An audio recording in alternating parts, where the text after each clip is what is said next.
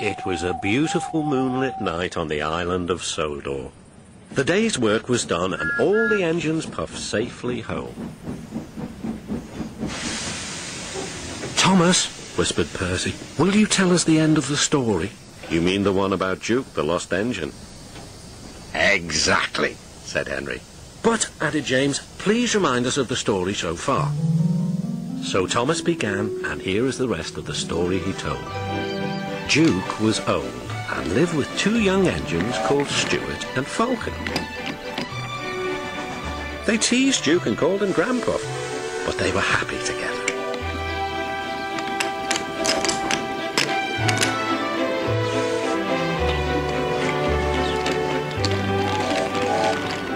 Then their line was closed down and the young engines went away. Duke was left alone in the shed. He went to sleep, and everything around him changed. But Duke was never forgotten.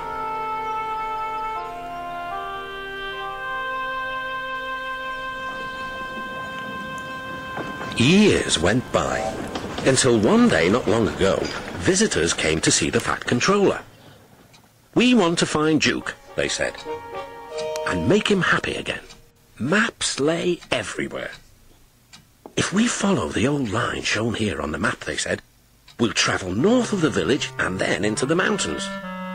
And look, there's a sign for the old station. If Duke's anywhere, he's there." Everyone set off to the mountains far away. The days went by and the search grew harder, but the rescuers wouldn't give up. "Let's go this way," they said.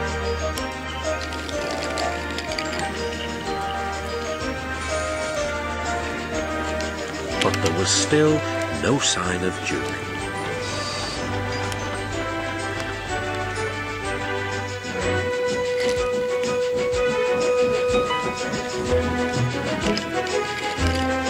"He's here somewhere," they said. They scrambled over hills and struggled over ditches. At last, their search ended.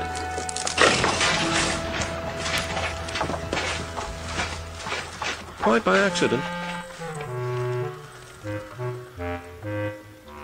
"We found him! We found our sleeping beauty!" "Excuse me," inquired Duke. "Are you a vandal? Driver told me vandals break and smash things."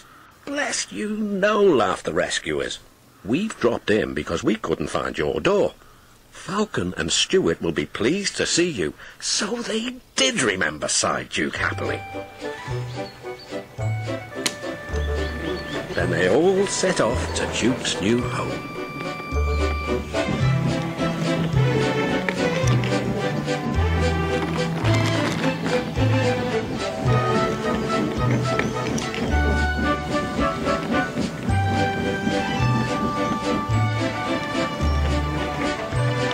Stuart and Falcon were ready with a big welcome.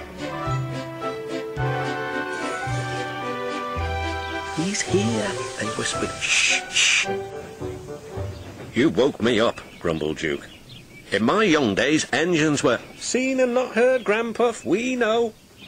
We'll all be back to work tomorrow. We're glad you've come back. We can keep you in order now." "Keep me in order? Be off with you." "Impudent scallywags," murmured Duke. But his old eyes twinkled, and for the first time in years he smiled as he dozed in the sun. "And that," said Thomas, "is the whole story. Did you like it?" "Yes, indeed," agreed the engines. "Especially the happy ending." And soon they were all asleep too.